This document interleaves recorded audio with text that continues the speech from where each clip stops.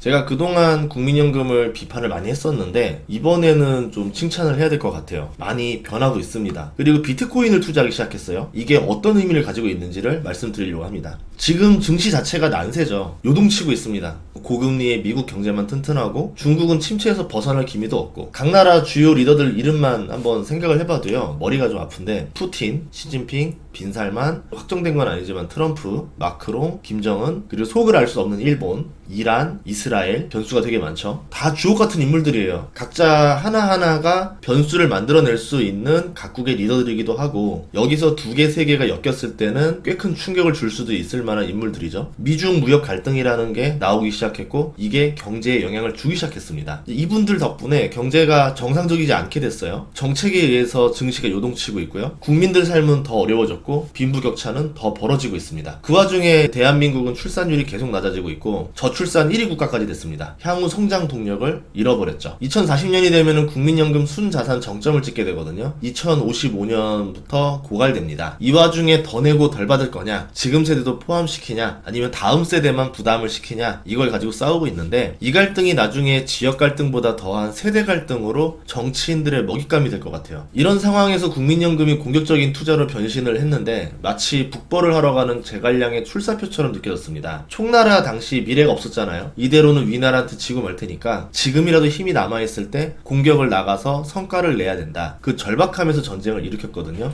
지금 국민연금의 상황이 비슷합니다. 기금 운용 수익률이 1%만 올라도 고갈 시기가 6년이 늦어져요. 국민연금은 도와주는 곳이 하나도 없으니까 우리 힘으로 해결해보자면서 지금 출사표를 던졌는데, 향후 5년 목표 수익률을 5.4%로 설정하고 위험자산을 65%로 이제 고려했습니다. 이제 2029년 말 기준으로 주식 55%, 채권 30%, 대체투자 15% 목표 비중을 두기로 했는데요. 주식이 55%라는 거는 글로벌 연기금 수준을 봤을 때 꽤나 공격적인 편이거든요. 그리고 국내 주식보다 해외 주식 비중을 더 늘린다는 계획도 있었고요. 국민연금은 확률상 해외 주식이 더 수익률이 높다라고 생각하고 있는 거죠. 과거에는 규정상 허용된 자산만 투자가 가능한 열거주의 규제 방식이었었어요. 근데 이제는 특정 자산군을 제외한 모든 자산군에 투자할 수 있다, 포괄주의 규제 방식으로 바뀌었기 때문에 투자의 유연성이 더 늘어났죠. 지금은 비트코인 관련 기업을 투자했지만 향후에는 비트코인 현물 ETF도 투자할 수도 있지 않을까, 이렇게 기대를 하고 있습니다. 국민연금 성과는 국민연금 혼자 하는 게 아니에요. 운용사와 국민연금 둘이서 합작해서 수익률을 만듭니다.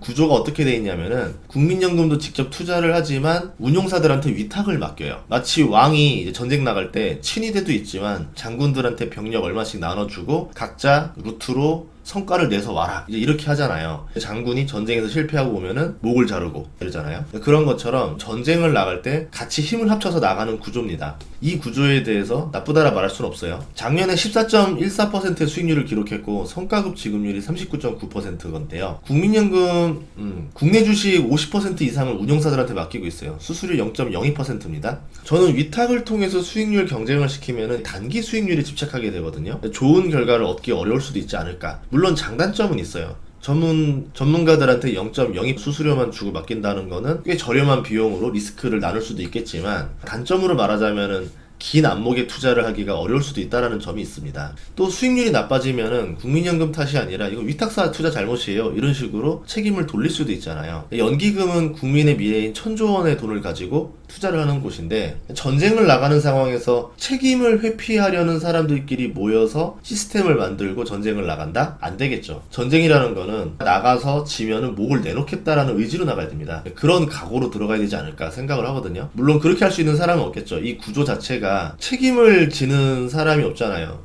나라에서 지정돼서 내려오는 사람들, 뽑혀서 들어오는 사람들, 이 구조이기 때문에 전쟁이라는 의미보다는 최대한 리스크를 적게 해서 안전하게 운용하자, 이런 주의였었고, 청년층이 계속 늘어나던 성장기 시절에는 그렇게 해도 상관이 없었습니다. 연기금이라는 제도 자체가. 근데 이제는 출산율이 낮아지고 미래의 성장은 떨어져 가기 때문에 이 돈을 가지고 폭발적인 수익률을 보여주지 않으면 안 된다라는 거죠. 과거에는 축구대회 나가서 워낙 격차가 크니까 그냥 안정적으로만 운영하면은 계속 우승을 차지할 수 있었는데, 이제 상대들이 너무 잘하는 거죠. 우리가 바뀌지 않으면은 이길 수가 없는 상황이 되는 겁니다. 그래서 국민연금의 하나 아이디어를 제안하자면은, 히딩크를 국대 감독으로 데려왔던 것처럼 전설적인 투자자를 데려오는 전략은 어떨까? 예를 들어서 워렌 버핏은 어렵겠죠. 나이가 너무 많아서. 은퇴한 피터 린치라던가 제이미 다이먼 같은 사람들을 데려오는 것도 저는 좋은 전략이라 보고 있어요. 한국도 많은 노하우를 배울 수 있지 않을까 생각을 하는데요. 히딩크를 데려온 덕분에 대한민국 축구가 많이 서양을 따라가게 됐고, 대한민국 선수들이 그 뒤부터는 유럽으로도 많이 진출을 했잖아요. 다이먼이 JP 모건에 취임한 이후에 20년 동안 JP 모건 주가는 700% 수익률을 기록했습니다. S&P 500 수익률이 500% 올랐는데 그거보다 더 월등한 수익률을 보여줬죠. 이런 사람들을 대한민국으로 데려와야 되지 않을까 생각을 하거든요. 이 정도 수익률을 국민연금으로 내면요, 2044년에 국민연금은 8천조 원이 돼요. 1100조 원에서 2066년에는 6경이 넘어갑니다. 고갈이 아니라 산유국이 되는 거죠. 국민들이 일하지 않고 먹고 살 수도 있게 만드는 게 금융이다 라고 말씀드리고 싶어요. 그래서 잘 사는 나라들 보면은 금융산업이 굉장히 잘 발달돼 있어요. 자기들은 제조업 없이 다른 나라에 투자를 해서 뽑아먹는 거죠. 알짜 기업들 투자해가지고 수익률 내서 그 돈을 다시 자기네 선진국으로 가져옵니다. 배당을 받아서 계속 먹고 살 수도 있고. 그래서 대한민국이 향후에 미래 먹거리를 차지하려면은 결국 금융업을 일으켜야 되고, 금융업으로 전 세계에 투자를 해서 배당이라던가 차익을 계속 한국으로 가져와서 대한민국 국민들을 먹여 살려야 되지 않을까 이렇게 생각을 하고 있거든요. 아니면은 최근 20년 동안 연평균 수익률이 가장 높았던 펀드 매니저들을 데려와서 이 사람들한테 맡겨보는 건 어떨까 생각을 해요. 지금도 국민연금이 좋은 성적을 내고 있지만 연기금 고갈을 막으려면은 무언가 더 공격적인 모습이 필요하지 않을까 생각을 합니다.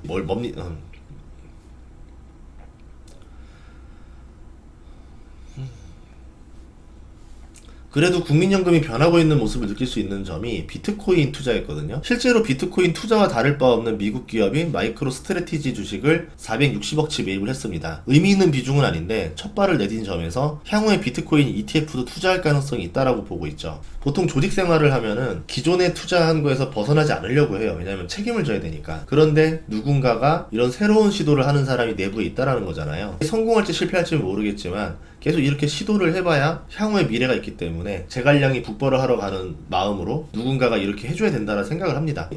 국민연금은 미국 코인 거래소인 코인베이스 주식도 가지고 있거든요. 거기는 코인을 거래하면서 얻는 수수료를 수익원으로도 삼고 있고, 이제 비트코인 현물 ETF들이 다시 코인베이스에다가 맡겨요, 비트코인을. 그래서 보유하면서 보관료를 받기도 합니다. 그럼 국민연금은 비트코인을 왜 투자했을까? 비트코인 현물 ETF가 나온 이후에 글로벌 기관이랑 미국 연기금이 이제 담기 시작했어요. 주식 채권이 아닌 새로운 투자처로 이제 보고 투자를 한 건데요. 금이 최고가를 달리는 상황에서 금의 성격으로 투자했을 수도 있습니다. 디지털 금이라고 부르니까. 글로벌 금융기관들과 미국 연기금도 비트코인을 투자하기 때문에 국민연금도 우리도 투자해봐야 된다, 늦기 전에 해봐야 된다, 이렇게 생각할 수 있죠. 투자에서 제일 위험한 게 뭐냐면은 늦은 타이밍에 비싸게 사는 건데, 국민연금이 잘하는 것 중에 하나가 그래도 늦은 타이밍에 비싸게 사는 전략은 잘 안 써요. 그래서 수익률이 안정적으로 나오고 있습니다. 아직 연기금이라든가 금융기관들이 본격적으로 사기 전인데 먼저 시도를 했다라는 점에서 저는 의의가 있다라 보고요. 국민연금이 비트코인 현물 ETF는 아직 투자하지 않았거든요. 국내에서는 아직 살 수가 없습니다. 이 규정이 풀리고 나면은 비트코인 현물 ETF도 살 수 있게 되거든요. 미국 위스콘신주 투자위원회는 비트코인 ETF를 2천억 넘게 보유하고 있고요. 미국 대학 기금도 투자를 했고, 일본의 연기금도 투자를 검토 중이에요. 이렇게 본격적으로 연기금 자금들이 들어갈 수 있는 시기가 되고 있습니다. 연기금이 한번 사들이면은 지속적으로 매수해서 보유를 하기 때문에 가격 상승 요소가 되는 거죠. 큰 손이 계속 매수만 눌러요. 매도를 눌러도 그 물량을 다 잡아먹습니다. 개인에서 기관으로 손바뀜이 일어나겠죠. 그러면 이제 비트코인은 공신력까지 얻게 되고 가격도 오르게 되는 거죠. 비트코인을 디지털 쓰레기라고 표현했던 투자자들도 연기금이 비트코인에 투자한다는 말을 들으면은 부정적인 언급을 하기가 어려워. 연기금이 투자했는데 당신이 뭐라고 그걸 디지털 쓰레기라 그래? 라고 하면 할 말이 없는 거예요. 그러면 부정적인 논란이 어느 정도 마무리되는 시점이 저는 그 시점이라고 보거든요. 비트코인을 금처럼 인정하는 시기가 올 수 있다라 보는 거죠. 마치 루이비통, 까르띠에, 에르메스가 이제 프랑스 왕실로 납품이 되면서 로얄이라는 브랜드를 얻기 시작한 것처럼 비트코인도 이때가 이제 본격적으로 상승하는 장기 랠리 사이클이 오지 않을까 보고 있고요. 물론 저는 투자 규정 때문에 비트코인에는 투자를 하지 않는데, 나중에 비트코인 상승률만큼 주식 수익률로 싸워보자는 마음은 있어요. 라스트 사무라이의 길을 걸어보려고 합니다. 국민연금은 글로벌 연기금 규모로 3위를 차지하고 있습니다. 일본이 2,300조 원으로 1위, 노르웨이가 1,900조 원으로 2위, 한국이 1,100조 원으로 3위예요. 미국은 주마다 다 나뉘어져 있어 합치면 1위인데 쪼개져 있기 때문에 순위상으로는 아래에 있습니다. 일본과 한국이 비트코인 현물 ETF에 본격적으로 투자하기 시작하면 어떻게 될까요? 이들한테는 일부 대체 투자지만 비트코인 입장에서 봤을 때는 상당한 규모의 수급이 들어오게 됩니다. 현재 비트코인 시가총액이 1,600조 원 수준인데요. 현재 비트코인 현물 ETF만 80조 원이에요. 벌써 5%를 매집했어요. 미국 기관 투자자들의 규모가 6경 정도 되는데 자산의 1%만 매집을 해도 600조 원입니다.